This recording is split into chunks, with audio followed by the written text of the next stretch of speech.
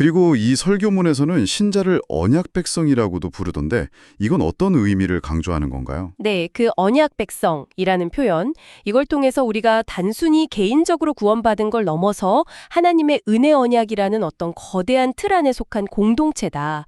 그리고 그 언약에 합당한 삶을 살아야 할 책임과 의무가 있다. 이걸 상기시키는 거죠. 책임과 의무. 그럼 언약 백성의 삶의 특징은 뭔가요? 설교문에 따르면 첫째는 하나님을 경외하고 그분의 말씀을 삶의 기준으로 삼는 것이고요. 네. 둘째는 고린도후서 6장 14절에서 18절까지의 경고처럼 세상의 가치관이나 방식으로부터 자신을 구별해서 지키는 것입니다. 구별하는 삶이요. 네. 믿지 않는 자와 멍에를 함께 매지 말라거나 부정한 것을 만지지 말라는 명령, 이런 것들은 세상이 추구하는 가치들 있잖아요. 예를 들어 설교문에서 언급되는 물질주의라든지 만연한 자기계발 신드롬이라든지 혹은 어떤 특정한 정치 이념들, 이런 것들과 타협하지 않고 거룩함을 지켜야 할 필요성을 강조하는 것으로 해석됩니다. 세상과 구별된 삶. 그러면서도 아까 기도서 2장 12절에서 14절 말씀 통해서 이 땅에서 적극적으로 살아야 한다고도 했잖아요. 네, 그랬죠. 이게 어떻게 보면 좀 상반되는 것처럼 들릴 수도 있을 것 같은데요. 설교문은 이 둘 사이의 균형을 어떻게 제시하나요? 좋은 질문입니다. 네. 설교문은 세상과의 구별이 현실 도피나 외면을 의미하는 게 아니라고 분명히 선을 긋습니다. 그런 게 아니다. 네. 오히려 빌립보서 3장 20절에서 말하는 하늘 시민권을 가졌기 때문에 이 땅의 것들에 얽매이지 않고 나그네와 같은 자유로운 마음으로 살 수 있다는 거죠. 그리고 바로 그 자유함 속에서 디도서 2장 말씀처럼 경건하지 않은 것과 이 세상 정욕을 다 버리고 신중함과 의로움과 경건함으로 살아갈 힘을 얻는다. 이렇게 설명합니다. 자유함 때문에 오히려 더 적극적으로. 그렇죠. 세상에 속하지 않기 때문에 오히려 세상 속에서 더 담대하게 불법이나 죄악에 맞서 싸우고 그리스도의 진리와 사랑을 적극적으로 드러내는 삶을 살 수 있다는 겁니다. 소극적인 분리가 아니라 적극적인 대안적인 삶을 통해서 세상을 변화시키는 존재가 되어야 한다. 이런 촉구로 읽힙니다. 하늘 시민권자로서 이 땅을 적극적으로 살아간다. 정말 흥미로운 관점입니다. 그런데요, 설교문에서 상당히 많은 부분을 할애해서 찰리 커크라는 인물의 암살 사건을 예시로 들고 있습니다. 네, 맞아요. 그 부분이 있죠. 이 부분은 내용도 좀 민감하고 또 설교의 논지를 이해하는 데 되게 중요한 열쇠가 될 것 같은데요. 이걸 어떻게 봐야 할까요? 네, 맞습니다. 이 찰리 커크 사례는 설교문에서 앞서 다룬 그런 신학적인 원리들을 현실 세계, 특히 사회 정치적 영역과 연결시키려는 의도로 사용된 것으로 보여요. 네. 먼저 이 설교문이 찰리 커크를 어떻게 묘사하는지부터 좀 살펴보죠. 이건 전적으로 자료에 따른 내용입니다만 그는 미국의 젊은 보수주의 운동가이자 아주 신실한 기독교인으로 그려집니다. 네, 그렇죠. 그의 활동은 설교문 안에서 반기독교적이라고 규정하는 사상들, 예를 들면 페미니즘, 젠더 이데올로기, 포르노 옹호, 이런 것들에 맞서 싸운 거룩한 싸움으로 평가가 돼요. 거룩한 싸움. 죽음을 순교로 보는 시각도 소개되고요. 그렇다면 설교자는 이 사례를 통해서 궁극적으로 무엇을 말하고 싶었던 걸까요? 분석해보면 몇 가지 핵심적인 메시지를 전달하려는 의도가 좀 보입니다. 첫째는 신앙이라는 게 개인적인 경건에만 머물러서는 안 된다는 거죠. 사회의 비성경적인 흐름에 맞서서 진리를 변호하고 항거하는 자, 즉 프로테스탄트로서의 역할을 감당해야 한다. 이 점을 강조하려는 것 같습니다. 한거하는 자. 둘째는 특정 사상, 이제 자료는 총격범을 급진 좌파 사상과 연결하면서 그 위험성을 경고하는데요.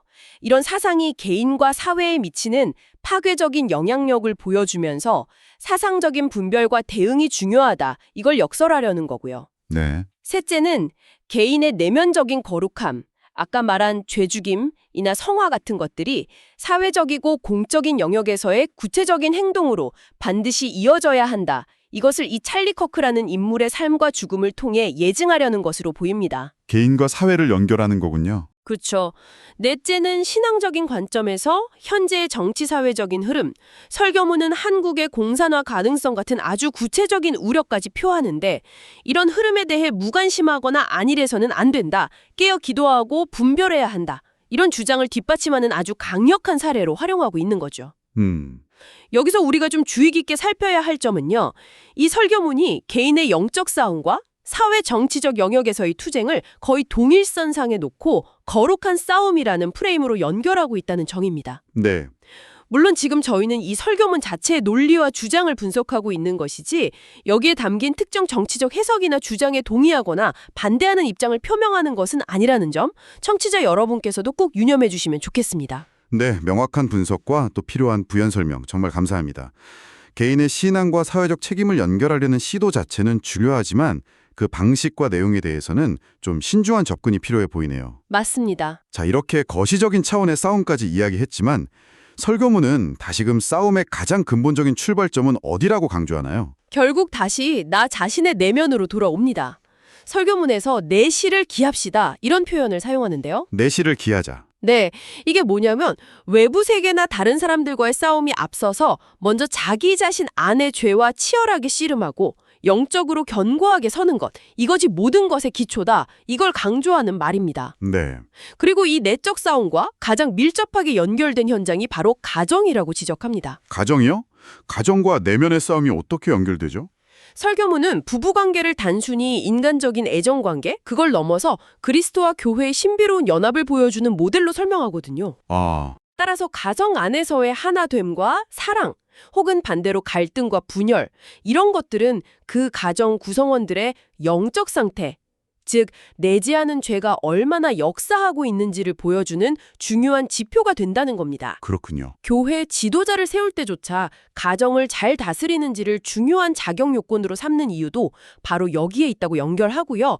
즉 가정이 먼저 진리 안에서 건강하게 세워질 때 비로소 교회 공동체도 든든히 서고 세상을 향한 영향력을 발휘할 수 있다. 이런 논리죠. 개인, 가정, 교회 이렇게 순차적으로 견고해져야 한다는 겁니다. 네, 그렇군요. 내면에서 시작해서 가정으로 그리고 교회로 이어지는 영적 견고함의 중요성을 강조하는군요. 마지막으로 설교문이 경고하는 종교의 위험성에 대해서도 한번 짚어주시죠. 네, 설교문 말미에서는 종교의 위험성을 아주 강하게 경고합니다. 여기서 말하는 종교는 뭐 성경 지식도 풍부하고 예배나 형식적인 신앙 활동에는 아주 익숙한데 실제 삶 속에서는 그 믿음이 전혀 능력으로 나타나지 않는 상태. 아, 아는 것과 사는 것이 다른 상태? 그렇죠. 아는 것과 사는 것이 철저히 분리된 이중적인 신앙 행태를 의미합니다. 이것은 결국 자기 자신과 다른 사람들을 속이는 위선적인 모습이고 어쩌면 내지 않은 죄가 신앙의 형태를 이용해서 교묘하게 역사하는 결과일 수도 있다. 이렇게 지적합니다. 삶으로 증명되지 않는 믿음은 공허하다는 아주 날카로운 경고의 셈이죠. 네. 오늘 우리가 함께 살펴본 이 설교 발췌문은 결국 신앙인의 삶이란 내 안에 여정이 살아 꿈틀대는 죄와의 끊임없는 영적 전투다. 이걸 인정하는 데서 출발해야 한다고 말합니다. 그렇죠. 그리고 이 싸움은 결코 내 힘이나 의지가 아닌 오직 그리스도와의 연합 안에서 그분이 주시는 힘과 은혜로만 감당할 수 있다. 이걸 거듭 강조하고 있습니다. 네. 개인의 경건을 넘어서 가정과 교회, 나아가 사회 속에서까지 거룩함을 추구하고 비진리에 맞서 싸워야 할 언약 백성으로서의 적극적인 책임과 사명, 이걸 일깨워주는 강력한 메시지를 담고 있네요. 특히 에베소 교회가 처음 사랑을 잃고 책망받았던 것처럼 계시록 2장 5절 말씀이죠. 우리 역시 끊임없이 자신을 돌아보면서 어디서 떨어졌는지 생각하고 회개하여 처음 행위를 가지라는 경고를 좀 진지하게 받아들여야 할 것 같습니다. 네. 혹시 우리도 모르는 사이에 신앙의 열정은 다 식어버리고 습관적인 종교 생활에만 머물러 있지는 않는지 그런 성찰이 필요해 보입니다. 네, 정말 많은 생각을 하게 만드는 자료였습니다. 그냥 안주하려는 마음을 좀 깨우고 죄와 불의에 맞서는 치열하고도 적극적인 삶을 살아가도록 도전하는 그런 메시지였네요. 네, 그렇죠. 이 내용을 듣고 계신 당신에게 마지막으로 이런 질문을 한번 던져보고 싶습니다. 이 설교문이 말하는 언약 백성으로서의 책임, 이걸 당신의 삶의 자리, 그의 가정이든 직장이든 아니면 속한 공동체든 에서 구체적으로 살아낸다는 것은 과연 어떤 모습일까요?